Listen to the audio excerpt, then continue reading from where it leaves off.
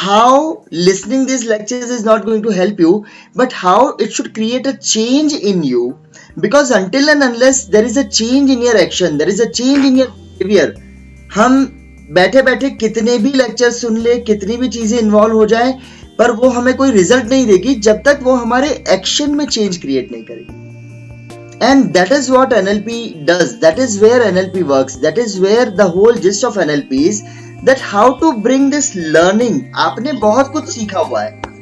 All the participants here are quite knowledgeable. They are quite educated.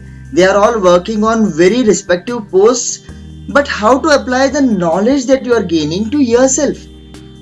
How you can transform this knowledge and how you can implement on yourself so that you become an idol for the people who are around you. It's not about preaching something, it's about idealizing the thing. It's about becoming the idol whom students follow, whom your followers follow. और जब आप इस चीज को अपने अंदर उतारते हैं, अगर आपने अपने एक्शन में चेंज क्रिएट कर लिया, अगर आपने अपने बिहेवियर में कल सुबह उठकर क्या अगर आपको वही विचार नहीं आए जो रोज आते हैं, that means it has caused a change in your thought process. That means it has caused a change in your subconscious mind. And that is where the change begins. जो कॉन्सेप्ट्स मैं ला रहा हूँ, ये कॉन्सेप्ट्स नॉर्मल कॉन्सेप्ट्स नहीं है, कोई इनको discuss नहीं करता. लोग डरते हैं अगर आप जग गए तो प्रॉब्लम हो जाएगी. मुझे कोई डर नहीं कि आप जग जाओगे, तो मैं चाहता हूँ कि आप जगो. We all know that we are attending a FDP program in regaining effective creativity and peace of mind, and it is under the life skill management and stress management that we are taking this particular program. बात शुरू करते हैं stress और creativity से, जो हमारे इस पूरे कॉन्सेप्ट का बेस है. स्ट्रेस और क्रिएटिविटी नॉर्मली इनवर्सली प्रोपोर्शनल होते हैं.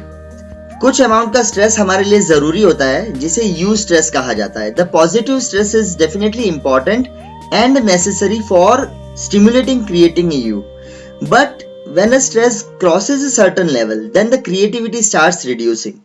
This is a basic problem and nobody addresses this problem, nobody understands this problem. Deadlines are given to you, stress is given to you, and people think that you will work better with stress. Up to a certain level it's very good. It will demand something from you. But after a certain level, stress starts reducing your creativity. So where does the creativity go when stress comes in? Let's discuss about this. सबसे पहली बात कि stress होता क्या है, मैं बहुत simplified language में बताऊंगा. बहुत चीजों में बहुत कॉम्प्लिकेटेड चीजें दी हुई हैं बहुत बुक्स में. It is only that as a living being we always try to maintain a balance. हमें हमारे एक्सटर्नल और इंटरनल में बैलेंस चाहिए, हमारे माइंड और बॉडी में बैलेंस चाहिए, हमें हमारे कॉन्शियसनेस और सब कॉन्शियसनेस में बैलेंस चाहिए, हमें हमारी वर्क लाइफ में बैलेंस चाहिए, हमें हमारी बॉडी के फंक्शंस में भी बैलेंस चाहिए, जिसे होम्योस्टेसिस कहते हैं. जब भी बॉडी के अंदर होम्योस्टेसिस डिस्टर्ब होता है तो बॉडी में स्ट्रेस क्रिएट होता है, और जब भी हमारी लाइफ का बैलेंस डिस्टर्ब होता है तो हमारे अंदर स्ट्रेस क्रिएट होता है. और जब हम मानते हैं कि हम इस बैलेंस को नहीं मेंटेन कर पाएंगे, that is the point where you think that the things are out of your control. और जैसे ही आपको लगता है कि चीजें आपके कंट्रोल के बाहर जा रही है, तो you start getting feeling stressful. You start feeling कि यार कुछ भी मेरे हाथ में नहीं है, कुछ भी मेरे कंट्रोल में नहीं है. और आप पहला क्वेश्चन यही पूछते हो कि मैं इस एनवायरनमेंट के साथ, इन चीजों के साथ स्ट्रगल कर रहा हूँ, जब मैं अपने डे टू डे बैलेंस के साथ स्ट्रगल कर रहा हूँ, तो मैं कैसे इफेक्टिवली क्रिएटिव हो सकता हूँ. जब मैं अपने कमाई के साधनों को गिन रहा हूँ और जब मैं अपने रिसोर्सेज को देखता हूँ, तो मुझे लगता है कि मेरे पास रिसोर्सेज नहीं है, मेरे पास वो सब चीजें नहीं है जिससे मैं एक बैलेंस लाइफ जी सकता हूँ. और ये जो सबसे बड़ी आपकी सर्टेनिटी जो जाती है, जो आप सोचते हो कि मेरे हाथ से कंट्रोल जा रहा है, ये सबसे बड़ी प्रॉब्लम है जो आपके अंदर स्ट्रेस क्रिएट करता है. It is a very simple explanation, it is not a very detailed explanation. So how to reverse this equation? Simple. हमारा क्वेश्चन क्या है, हम ये सारे वर्कशॉप्स क्यों अटेंड कर रहे हैं? क्योंकि हम देख रहे हैं कि हम इस इक्वेशन को कैसे रिवर्स करें, हम कैसे स्ट्रेस को कम करें और क्रिएटिविटी को बढ़ाएं. बहुत सिंपल आंसर है. Number 1, you should have a very strong and clear focus. Energy flows where focus goes. और इस फोकस को जब हम कॉन्फिडेंट एक्शन के साथ कंबाइन करते हैं, that is where you get enhanced performance. A very simple theory.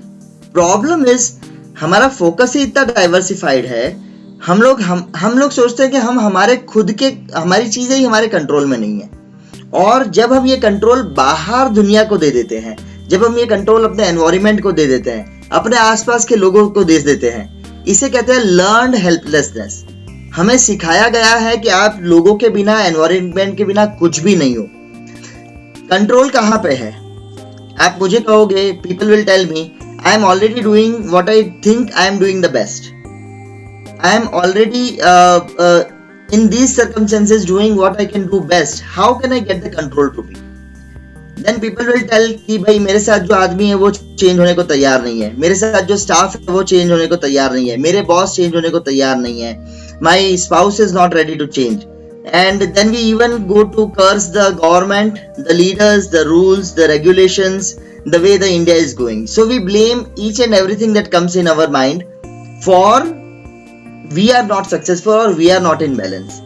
I want to do my responsibilities, but some things, मेरी जो जिम्मेदारियां हैं, मेरी जो लाइबिलिटीज है, वो मुझे मेरे मन की चीज नहीं करने देती। और मन की चीज का मतलब ये नहीं है कि अभी किसी को आपने बोल दिया मन की चीज करनी है तो जाकर के किसी का खून कर देगा, नहीं। We are talking about the life you want to live. You have a dream, you have something, but you are just caught up in these things कि मेरी बीमारियां मुझे नहीं करने देती, मेरी इनकम इतनी नहीं है कि मैं अपना एक साइड हसल शुरू करूं, मेरा स्पाउस मुझे कोऑपरेट नहीं करता, मेरी सोसाइटी मुझे अलाउ नहीं करती, मेरी फैमिली मुझे सपोर्ट नहीं करती। कितने सारे बहाने हम लेकर के बैठ जाते हैं और हम ये सोचते हैं कि हमारा कंट्रोल हमारे बाहर है। तो आज मैं आपको बताना चाहता हूं कि आपका कंट्रोल आपके पास कैसे आ सकता है। और इसकी शुरुआत मैं करूंगा कि एनएलपी एक ऐसा साइंस है। It is a science based on psychology and field of psychiatry. It has been developed on the basis of psychology and psychiatry and communication. और न्यूरो लिंग्विस्टिक प्रोग्रामिंग ही एक ऐसी चीज है जो आपका कंट्रोल आपको दे सकती है। कैसे? न्यूरो लिंग्विस्टिक प्रोग्रामिंग में 3 वर्ड होते हैं। पहला वर्ड है न्यूरो, उसका मतलब है आपकी न्यूरोलॉजी। बचपन से जब से आपका जन्म होता है तब से हम लोग जो भी कुछ इस शरीर में स्टोर कर रहे हैं, we are storing it through our neurology. And how we are storing it with the help of language or communication with the outer world as well as communication with the inner world. And ये इस communication से क्या होता है, हमारी एक conditioning होती है, हमारी एक programming होती है. The 4 agreements book में उन्होंने लिखा है कि ये आपका domestication किया जाता है. तो न्यूरोलिंग्विस्टिक प्रोग्रामिंग क्या है? It is a science of reprogramming your neurology with the use of language or communication with yourself. The first communication we make with somebody is ourselves, and what we forget is कि हम अपने आप से क्या communicate कर रहे हैं। और जब हम यही नहीं जानते हैं कि हम अपने आप को क्या बोल रहे हैं दिन रात, सुबह उठते समय, रात को सोते समय, when we get up in the morning, what are the things that we are saying to ourselves? The whole world is saying get up in the morning, do gratitude, but what is your status? What happens to your mind when you get up in the morning? So this is the thing that is actually creating a problem inside you. Now let us understand how our mind processes the information and how we can influence our achievement, our life by this information.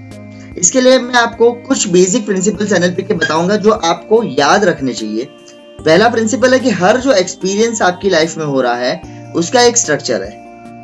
दूसरा, हर आदमी इस दुनिया में, everybody respond to the world according to their map of the world, according to their perception of the world. And if one person can do anything, anyone can learn और do that thing. ये 3 principles अपने आप आपके पास लिख के रख सकते हैं. तो आज मैं आपको बताता हूँ कि आप अपना सबकॉन्शियस माइंड कैसे यूज करें. देखिए, जितने भी अभी तक के ट्रेनर्स यहाँ पे हमारे साथ जुड़े हैं, सब आपको कहते हैं कि आप पॉजिटिव होइए, आप अपने आप को पॉजिटिवली ट्रेन कीजिए, आप अपने माइंड को पॉजिटिवली ट्रेन कीजिए, आप अपने एक्शंस को ट्रेन कीजिए, आप अपने आप हीलिंग को बुलाइए अपने पास, आप ग्रेस को बुलाइए अपने पास. पर ये सब हमारे पास आता कैसे है? कैसे हम दुनिया को रिसीव करते हैं, कैसे हम दुनिया को परसीव करते हैं, ये यहाँ पे समझना बहुत जरूरी है. और इसी का नाम माइंडसेट होता है. माइंडसेट क्या है? Mindset is a fixed state of mind. एक ऐसा स्टेट ऑफ माइंड जिसमें आप कंटिन्यूअसली प्रोडक्टिव रह सको, जब आप कंटिन्यूअसली प्रोडक्टिव रह सकोगे तो आप वो सब कुछ हासिल कर सकोगे जो आप हासिल करना चाहते हो.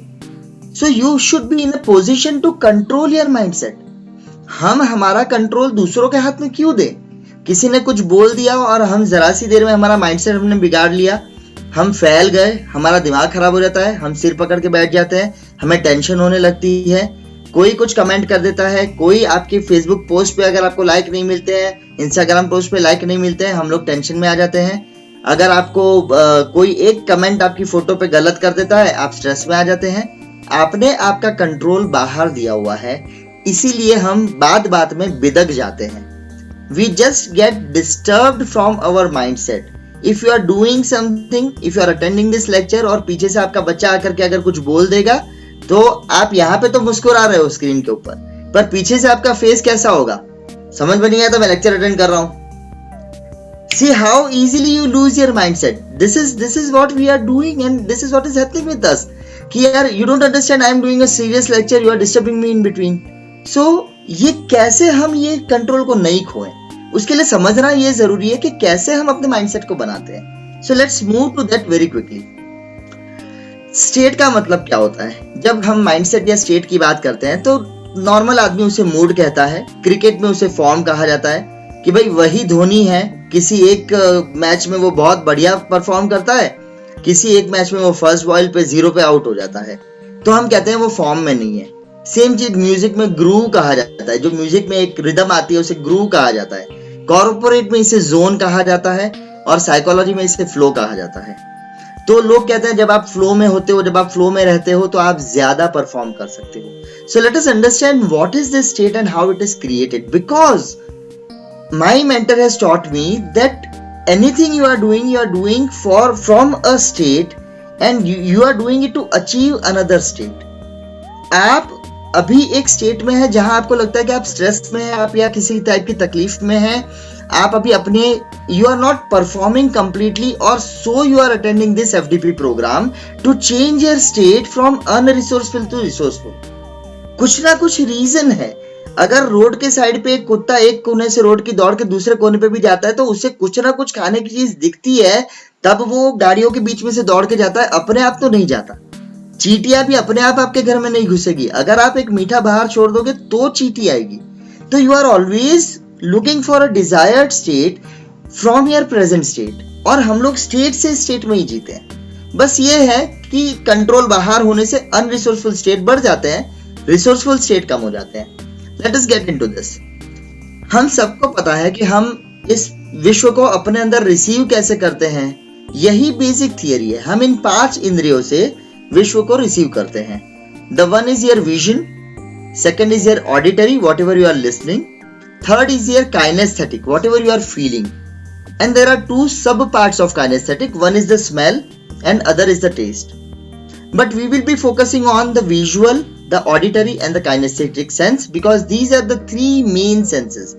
छोटा बच्चा अपने माँ को, अपने बाप को कैसे रियलाइज करना शुरू करता है when he is 6 months old? By looking at them, by listening their sounds and by touch.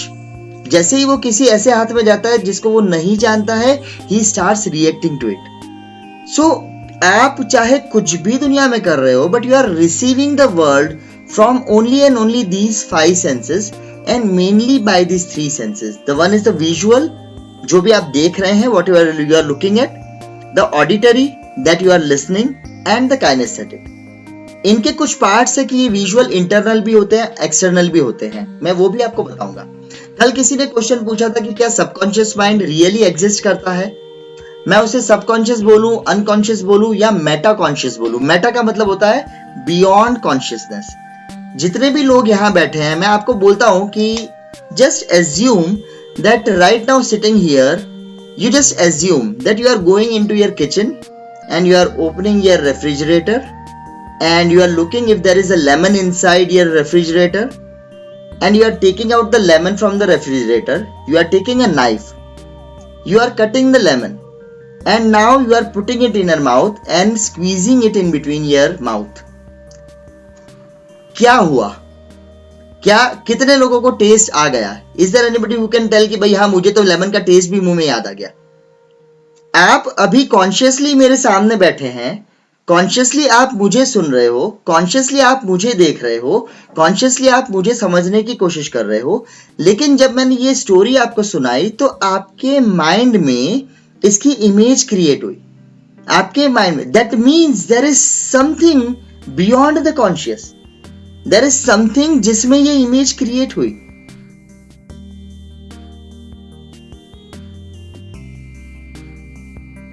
This is your meta consciousness, and which is continuously working underneath your consciousness. This is the subconscious.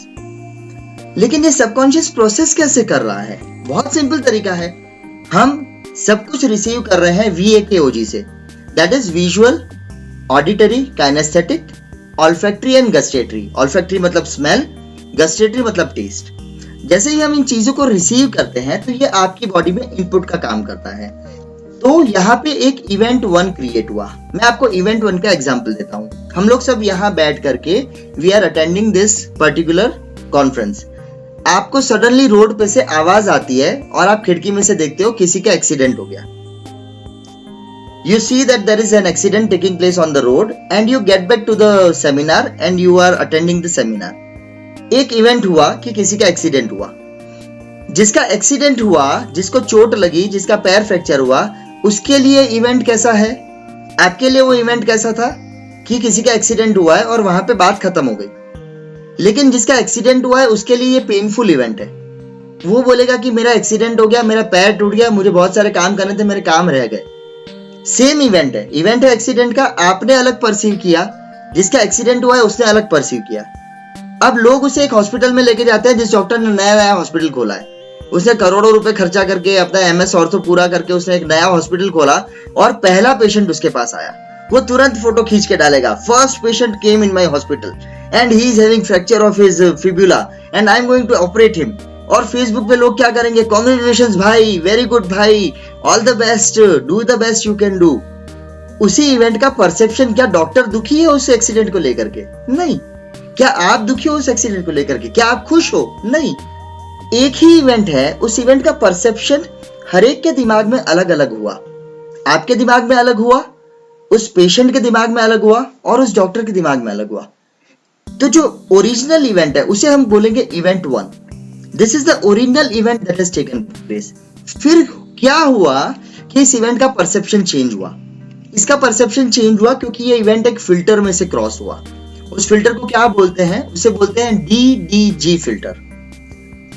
हम लोग, हमारी neurology इतनी strong है, हम हर minute अपने आसपास के environment से, अपने वेरियस सेंसेस से 2 से 2.5 मिलियन इनपुट्स रिसीव करते हैं। अभी भी जब आप बैठे हुए हो तो बहुत सारे इनपुट्स आपके अंदर आ रहे हैं, लेकिन हमारा माइंड उन इनपुट्स को माइनस करके 5 से 7 जरूरी चीजों को स्टोर करता है, बाकी चीजों को खत्म कर देता है। और वो इन चीजों को स्टोर कहाँ करता है? हमारे न्यूरॉन्स में। Where are these things stored? In neurons. और रिसर्च ने बताया है कि हमारे बॉडी में 80 बिलियन न्यूरॉन्स हैं और एक न्यूरॉन की कैपेसिटी है 82 GB। This is research based. इतनी सारी कैपेसिटी होने के बाद भी हम जो कुछ भी देखते हैं सब याद नहीं रख सकते। तो पहला फिल्टर काम करता है डिलीशन का। आप घर से गाड़ी लेकर के निकले, मार्केट में जा रहे हैं, बहुत सारी बिल्डिंगें देखते हो, बहुत सारी गाड़ियां देखते हो, you are looking at too many two wheelers, you are looking at so many cars, so many people. Do you remember all the two wheelers, all the cars, all the people? No. You see so many shops, but you remember only the shops that interest you. You don't remember every shop on the lane. If you regularly go through that way, you might increase your memory, and so we delete so much information that is not necessary for us. This is the first filter. The second filter is distortion filter. It is very simple. We correlate the information coming to us to the information we already have. If you know that there is a water bottle, and if I show you this water bottle, you know that this is a water bottle that keeps hot and cold water. So you will correlate it with your memory, with the information about water bottle inside you, and you will just divide it. आप उसे divide कर दोगे कि ठीक है ये पानी की बोतल है और इसमें गर्म और ठंडा पानी रखा जाता है। तो इंफॉर्मेशन आपके पास ऑलरेडी अवेलेबल है। जो भी नई इंफॉर्मेशन आपके पास आती है आप उसे अपने तरीके से प्रोसेस करके और स्टोर करते हैं, इसे डिस्टॉर्शन कहते हैं। डिस्टॉर्शन का एक एग्जांपल मैं आपको देता हूं। आपने ये वर्कशॉप पूरी होने के बाद कल मुझे मैसेज किया कि आशीष सर आपकी वर्कशॉप बहुत अच्छी थी, बहुत बढ़िया थी, मुझे एक क्वेश्चन है, इस क्वेश्चन का आंसर दीजिए। किसी कारण से मैं 2-3 दिन तक आंसर नहीं दे पाया। आपने तुरंत उसको डिस्टॉर्ट कर दिया कि यार आशीष वैसे तो बहुत बड़ी बड़ी बातें कर रहा था लेक्चर में, but he is too busy और he is not even bothered कि वो हमें रिप्लाई भी नहीं दे रहा है। तो इवेंट 1 क्या था? मेरा रिप्लाई नहीं देना। उसके पीछे कोई भी रीजन हो सकता है। और इवेंट 2 आपके अंदर क्या क्रिएट हुआ कि भाई वो इगोइस्टिक आदमी होगा, या वो बहुत महान आदमी होगा, बहुत बिजी आदमी होगा, इसलिए वो टाइम नहीं निकाल रहा है। तो आपने तुरंत क्या किया? उसका डिस्टॉर्शन कर दिया। तीसरा फिल्टर जो हम यूज करते हैं उसे कहते हैं जनरलाइजेशन फिल्टर। जो चीजें आपको पता है आप उनको जनरलाइज कर देते हो। आप सिर्फ उन चीजों की तरफ देखते हो जो नई आपको मिलती है। अभी भी जब मैं आपसे बात कर रहा हूं तो ये फिल्टर कंटिन्यूअसली आपके अंदर काम कर रहा है। तो इस फिल्टर के इफेक्ट से क्या क्रिएट होता है? जो आपके माइंड में इवेंट क्रिएट हुआ उसे हम लोग इवेंट 2 कहेंगे। इवेंट 2 को लोग इंटरनल मैप कहते हैं, इवेंट 2 को मेमोरी कहते हैं, इवेंट 2 को सब्जेक्टिव एक्सपीरियंस कहते हैं। मैंने एक्सीडेंट वाला एग्जांपल आपको दिया। I give you an example of the accident. There is a subjective analysis और subjective perception. Perception is personal reception. What is perception? Personal reception of the event. Each person will recept it in its own way. और यहां से बनती है subconscious patterns या memory create होती है। ये मेमोरी हमारे रेफरेंसेस का काम करती है। अगली बार जब आप कोई भी काम करने जाओगे, कोई भी चीज सीखने जाओगे, तो आप उसका रेफरेंस कहां से लोगे? आपकी मेमोरी में से, आपके इंटरनल मैप में से, राइट? और ये चीज एक आपके अंदर, ये जो इवेंट हुए वो आपके अंदर एक चीज क्रिएट करता है जिसे हम लोग कहते हैं स्टेट। स्टेट मैंने ऑलरेडी आपको बता दिया। स्टेट क्या है? एक मूड क्रिएट करता है। आपको किसी की बर्थडे पार्टी याद आ गई तो आपको आपका कैसा मूड क्रिएट होगा? You will have happy feelings। लेकिन अगर आपको किसी का लास्ट सेरेमनी याद आ गई जिसको आपने अटेंड किया था और उस बंदे के बारे में आप याद करोगे तो तुरंत आपका मन खट्टा हो जाता है। You start feeling unresourceful or not so good, right? So these events that we are collecting inside are always creating a state inside us, and this state can be resourceful and it can be unresourceful। Resourceful state का मतलब है positive states, इसके बारे में हम बाद में भी बात करेंगे, मैं थोड़ा सा आपको डिटेल में लेके जाऊंगा। और अनरिसोर्सफुल स्टेट का मतलब है कि जिसमें आपको मजा नहीं आता। चाहे किसी भी स्टेट में आप हो, आप एक चीज जरूर दोगे और उस चीज को बोलते हैं एक्शन। किसी भी स्टेट में हम रिएक्शन जरूर प्रोड्यूस करेंगे, हम एक्शन जरूर क्रिएट करेंगे, और ये एक्शंस कंटिन्यूअसली जब रिपीट होते हैं तो वो हमारा बिहेवियर बनाते हैं। मैं फिर से कहता हूं, इवेंट 1 है, उसे आपने डिलीट, डिस्टॉर्ट, जनरलाइज किया और उसे अपने अंदर एक मेमोरी के रूप में, अपने स्वरूप में डाला। That is event 2। Every event is associated with either good और bad according to our experiences, and so it gives us a state that is called as resourceful और अनरिसोर्सफुल। चाहे जो भी स्टेट होगा, हम उसके रिस्पॉन्स में एक्शन जरूर क्रिएट करेंगे, और यही actions over a period of time, जब रिपीटेड एक्शंस होते हैं तो वो बिहेवियर क्रिएट करते हैं। और रिस्पॉन्सेस किस तरह के हो सकते हैं? वो वर्बल हो सकते हैं या वो नॉन वर्बल हो सकते हैं। There can be 2 types of responses. Either it is a verbal response, right? Somebody has said you something and you responded him in the same tone, that is a verbal response. आप coffee shop में बैठे हैं, चाय की लारी पे खड़े हैं, कोई 2 जन कुछ बात कर रहे हैं और आपके मन में हंसी आ गई या आपके मन में गुस्सा आ गया, तो भी आपने रिस्पॉन्स दे दिया। Already the response is given, already you have created the response. You don't have to think of creating a response. Even without listening, or even if you are not interested about what they are talking about, but you hear some words, you hear Amitabh Bachchan, आपके कान लंबे हो जाते हैं और फिर वो लोग जो बात कर रहे थे वो सुन के अपन बोलते हैं अरे यार क्या बेकार की बातें कर रहे हैं। कई बार ये होता है हमारे साथ, तो रिस्पॉन्सेस क्रिएट हो जाते हैं। तो इन रिस्पॉन्सेस से जब आप बिहेवियर कर रहे हो, जब आप एक्शन कर रहे हो, तो आपको क्या मिलता है? आपको उस एक्शन के मिलते हैं रिजल्ट्स, और वो रिजल्ट जैसे आपका रिसोर्सफुल स्टेट है तो पॉजिटिव होगा, अनरिसोर्सफुल स्टेट है तो नेगेटिव हो सकता है।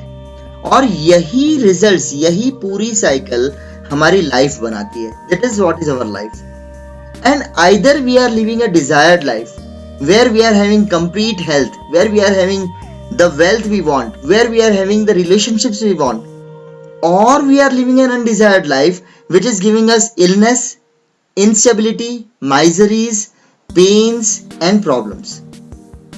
कौन क्रिएट कर रहा है? मुझे बताइए, हम किसके रिस्पॉन्स में जी रहे हैं? हम अपनी पूरी लाइफ को इवेंट 2 के रिस्पॉन्स में जी रहे हैं. इवेंट 1 तो जो हो गया एज इट इज वो हो गया, लेकिन जो उसका परसेप्शन हमारे अंदर है, उस परसेप्शन को लेकर के हम हमारी पूरी लाइफ जी रहे हैं और यहीं पे डिसाइड होता है. इसीलिए मैंने आपको बोला कि आज की वर्कशॉप के बाद ये आपका डिसीजन है कि आपको डिजायर्ड लाइफ जीनी है या अनडिजायर्ड लाइफ जीनी है, और कैसे इन मेमोरी के इफेक्ट को चेंज करें, कैसे अपने स्टेट को कंट्रोल करें, कैसे हम अपने रिस्पॉन्सेज को वर्बल या नॉन वर्बल को कंट्रोल करें, क्योंकि ये सारे रिस्पॉन्सेज ऑटोमेटिक है हमारे अंदर. आपको सोचना भी नहीं पड़ता. आप घर पे खड़े हैं, आपके बच्चे के हाथ से पानी भरा हुआ ग्लास जमीन पे गिर जाएगा, इंस्टेंटेनियसली आपका क्या रिस्पॉन्स होगा? क्या रिस्पॉन्स होगा आपका? और क्या आप ऐसे भले ही कितना ही मुझे याद है, मैं एक प्रवचन में बैठा हुआ था और बाबा जी ने बोला कि बच्चों क्रोध नहीं करना चाहिए, और एक शिष्य ने सामने से पूछा, गुरुजी क्या नहीं करना चाहिए? क्रोध नहीं करना चाहिए, मन को शांत रखना चाहिए. दूसरे ने पूछा, गुरुजी क्या नहीं करना चाहिए? बोले क्रोध नहीं करना चाहिए, मन को शांत रखना चाहिए. और तीसरे ने पूछा, गुरुजी क्या नहीं करना चाहिए? अरे गधे, समझ में नहीं आता क्या? क्रोध नहीं करना चाहिए, मन को शांत रखना चाहिए. So this is an automated response that you are giving. हम लोग हमारे पूरे जीवन में, आप अगर बैठ करके अभी सोचेंगे, आप सिर्फ ऑटोमेटिक रिस्पॉन्सेस को जी रहे हो. आप अपने जो डिसीजंस आप ले रहे हो, ये भी आपके कंडीशन डिसीजंस है. आपके पास के रेफरेंसेस से आप रेफरेंस उठाते हो. आप बोलते हो इस बंदे ने पहले ऐसा किया था, आशीष ने उस समय एफडीपी में ऐसा लेक्चर लिया था, तो आशीष अच्छा लेक्चर लेगा तो आप मुझे बुलाओगे. आपको लगेगा आशीष ने बहुत बोर किया था, बेकार आदमी है, कुछ समझाता नहीं है, फालतू चीज बोलता है, तो आप मुझे नहीं बुलाओगे. कैसे डिसीजन आएगा?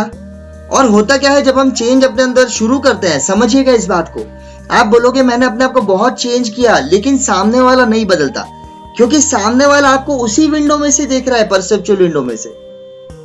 आपका चेंज उसको दिखने के लिए समय. मैं जब फिजियोथेरेपिस्ट से एनएलपी थेरेपिस्ट में कन्वर्ट हुआ, 1 साल मेरे पेशेंट्स को, मेरे पेरेंट्स को, मेरे रिलेटिव्स को रियलाइज करने में लगा कि ये बंदा बदल गया है जब उनकी कंसेप्चुअल विंडो चेंज हुई.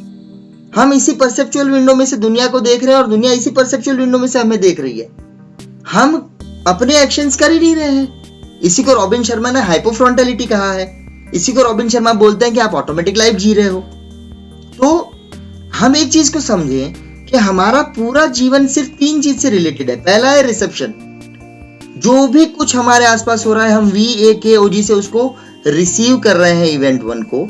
फिर हम उसे पर्सनल रिसेप्शन दे रहे हैं, हम परसीव कर रहे हैं और हम उसका एक्शन क्रिएट कर रहे हैं. As simple as that. तो अब मुझे बताइए कि अगर आपको आपके एक्शन चेंज करने हैं तो कौन से लेवल पे आपको चेंज लाना है? You have to change the perception level. Until and unless you change your personal reception, चीजों को आप जब तक बदल के देखना चेंज नहीं करेंगे, जब तक आप अपना पॉइंट ऑफ व्यू चेंज नहीं करेंगे, दुनिया में कुछ नहीं बदलने वाला. और मेरी कोशिश आज ये है कि मैं आपका पॉइंट ऑफ व्यू चेंज करूं. ये फिल्टर कैसे बनता है? डिलीट, डिस्टॉर्ट, जनरलाइज फिल्टर बनता है हमारे टाइम स्पेस से, हमारी लैंग्वेजेस से, हमारी एजुकेशन से, हमारी लर्निंग से, हमारे एक्सपीरियंस से, हमारे डिसीजंस से, हमारे वैल्यूज और बिलीफ से, और हमारी कंडीशनिंग से. ये हमारा फिल्टर होता है. ये चीजें हमें बताती है कि क्या सही है, क्या गलत है, क्या करना चाहिए, क्या नहीं करना चाहिए, कहाँ पे हाथ डालना चाहिए, कहाँ पे नहीं डालना चाहिए. हमारी एजुकेशन हमें गाइड कर रही है. पर क्या ये सारी चीजें सही है? ये क्वेश्चन हम आगे पूछेंगे कि क्या जो भी इंफॉर्मेशन हमारे पास सही है, क्या जो भी हम जानते हैं, क्या वो हमारे लिए सही है या नहीं. With this I come to the end of this session की this particular topic की state क्या होता है. तो any given point of time, state is a sum total of your mind and body. It is a sum total of your 80 billion neurons and 60 trillion cells, जिससे आपकी body बनी हुई है.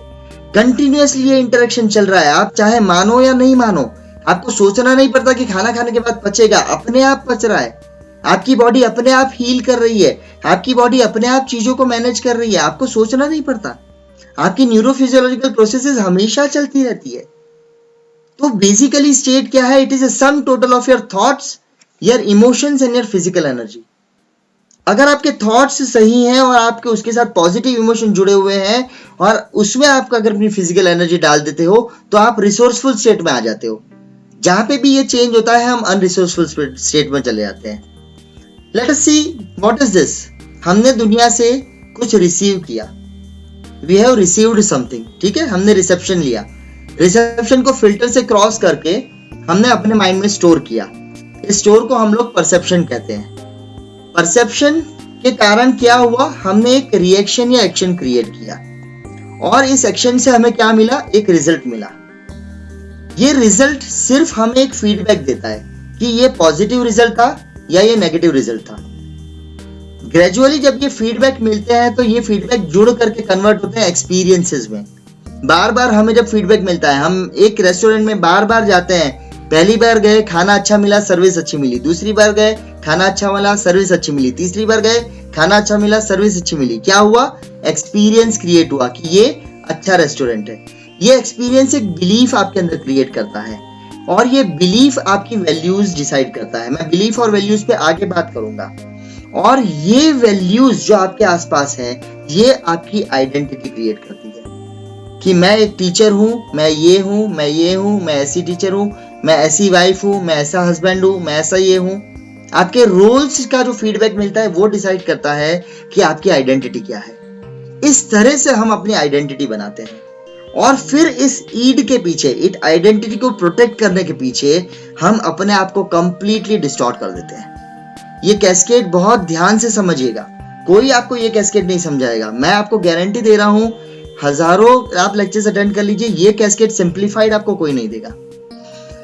तो एक इंटरनल मैप क्या काम करता है? वो एक आपका स्टेट ऑफ माइंड क्रिएट करता है। उससे आप दो स्टेट में हो सकते हो। Either you can be an resourceful state where you are feeling love, confidence, happiness, flexibility, wellness.